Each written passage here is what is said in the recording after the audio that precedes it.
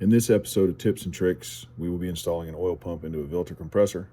We'll let you know that Farleys is not an authorized distributor of Vilter. We deal with aftermarket parts, and we did put the gasket in the housing before installing the pump, and I had one little wording mistake that I found during the filming of this. Too late, pump was already in. I call the shaft of the pump the fork by mistake. So enjoy. All right, we're going to start with priming the oil pump. We've already installed our studs. I'm going to flip it over, pour a little STP on the inlet side. Over here there's a hole. Yep.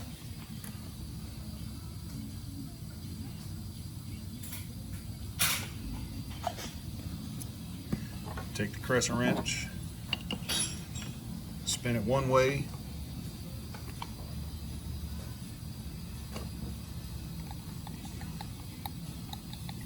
and take it and spin it the other way. Should get some nice STP coming out of the other side. Eventually,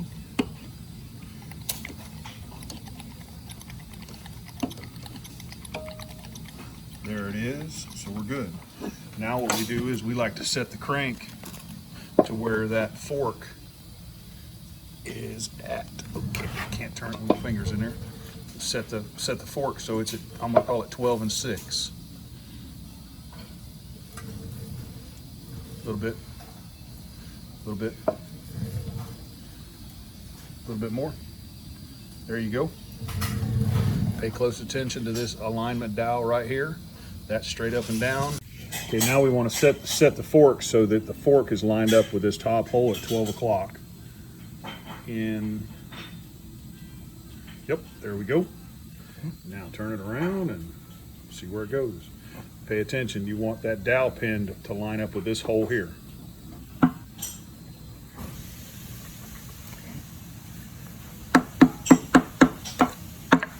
Sometimes a little bit of help trying to get it lined up.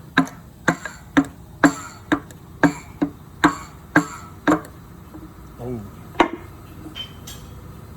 Okay. There it is. And now you're recessed in about 1/8 of an inch. Once you go in about 1/8 of an inch, you know the pump is in correctly. Thank you very much. See you next time.